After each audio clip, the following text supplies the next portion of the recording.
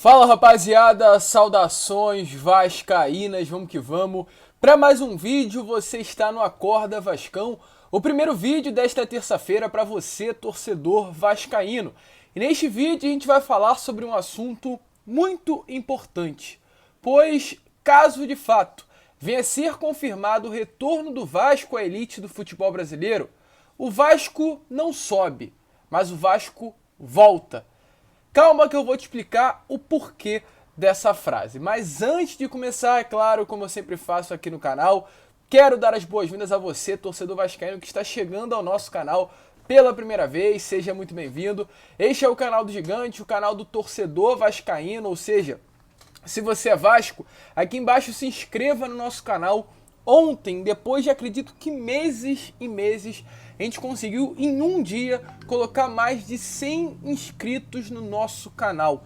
E você não tem noção a felicidade que eu fiquei vendo, né, cada vez mais inscritos chegarem. Isso é muito feliz. Isso é motivo sim de felicidade para mim. A honra e glória toda de Deus. Vocês sempre vão ouvir isso da minha boca aqui no canal, mas é motivo de felicidade. Então muito obrigado a você que está chegando aí pela primeira vez, ou você, né, que já é inscrito do canal há muito tempo, por ajudar o nosso crescimento. E se você, está aqui e ainda não é inscrito, se inscreva. Aqui embaixo aperte nesse botãozinho inscrever-se e ajude o nosso crescimento. Estamos querendo muito chegar aos 70 mil inscritos e contamos aí com a sua ajuda. Então se inscreva, deixe também o seu like, o seu joinha, o seu gostei, como você preferir chamar, e principalmente ative o seu sininho de notificação para que todos os nossos vídeos cheguem até você e você aí fique muito bem informado de tudo que acontece aqui no nosso Gigante da Colina. Tranquilo, rapaziada? Mas vamos que vamos, né? Sem muita enrolação, falar logo de Vasco da Gama. E eu quero iniciar este Acorda Vascão falando sobre esse grande assunto. Aí vocês podem falar, poxa Lucas, você não vai trazer notícia? Você não vai trazer informação? Porque o seu canal é um canal de notícias. Sim, exatamente, eu tô aqui para informar a vocês, trazer notícias para vocês.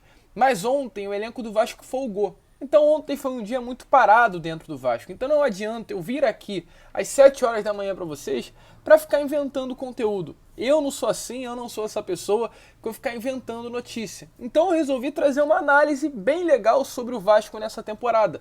E é exatamente este o assunto.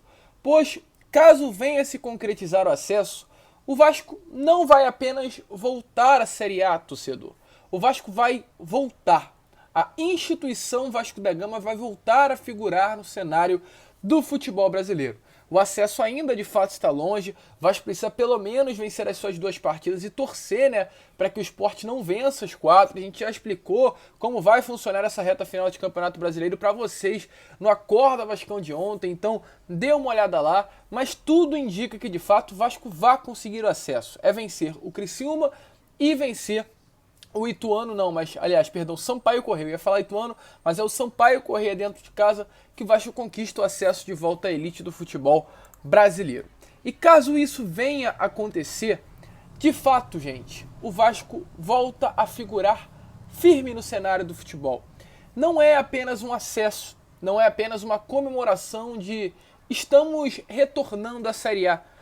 Não, vai muito além de apenas um retorno à elite do futebol brasileiro. É um retorno do Vasco ao cenário do futebol brasileiro. É a volta, um retorno da minha, da sua, da nossa esperança quanto ao clube, após, querendo ou não querendo, a venda, né, de 70% das ações do Vasco da Gama, a empresa norte-americana 777 Partners. Para grande parte da torcida vascaína, essa esperança foi reacendida. A esperança de no ano que vem o Vasco voltar a ter um time competitivo.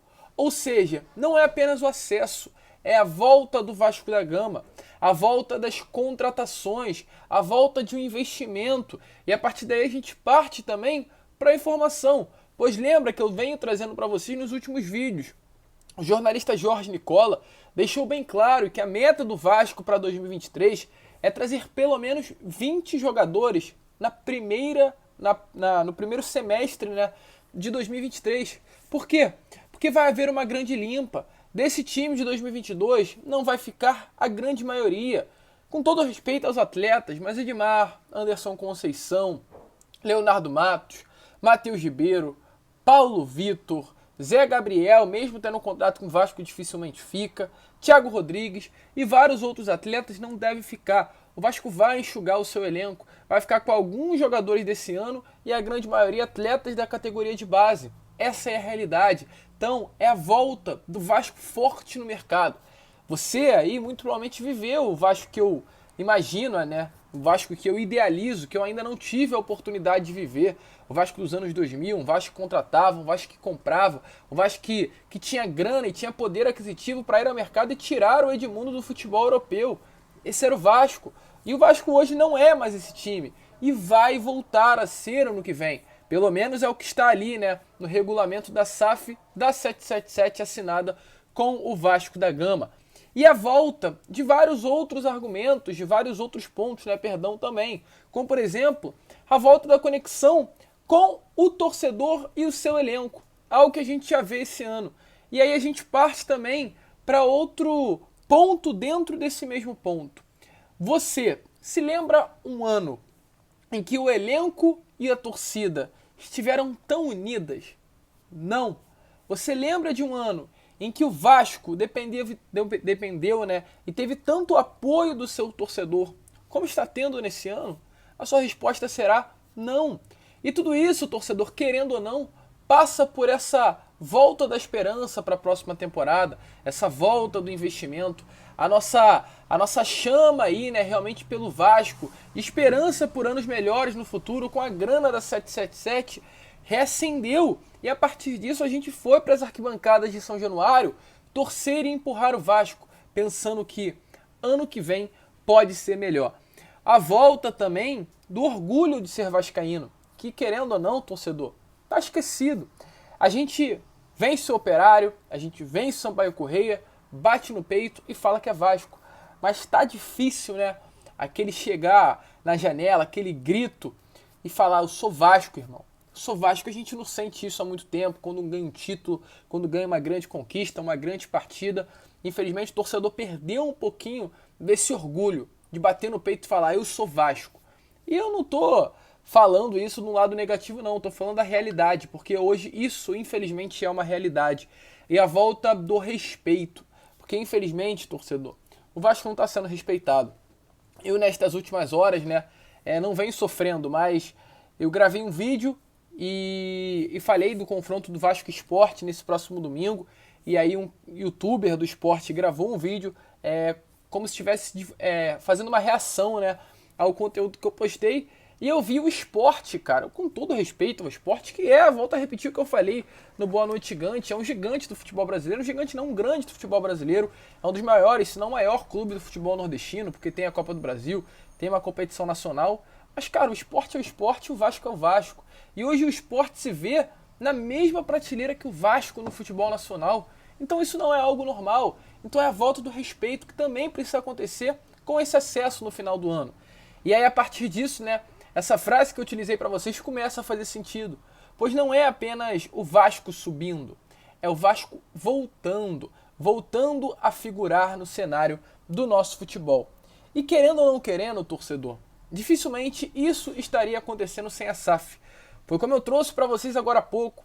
Sem a SAF, sem essa esperança que nós temos de ter um ano melhor para 2023, a gente estaria nas arquibancadas de São Januário empurrando o clube. É claro, o torcedor vascaíno sempre esteve presente. Mas esse ano tá diferente. E tá nítido. E tudo isso envolve a esperança de anos melhores no futuro. E aquela idealização que acontece, que diz assim, o Vasco não precisava ser vendido, era só vender o Andrei Santos e a SAF estava paga, não existe. Não existe. Porque se não houvesse SAF, torcedor, lá no meio do ano, o Andrei Santos já não estaria mais no Vasco. E você sabe muito bem disso. O que aconteceu com o Paulinho, aconteceu com o Douglas, aconteceu com o Matheus Vital, aconteceu com o Felipe Coutinho. E hoje não acontece mais com o Vasco. O Vasco tem uma proposta no valor de 180 milhões de reais pelo Andrei. E recusou. E se você acha que isso é normal, precisa rever os seus conceitos também. Então é isso.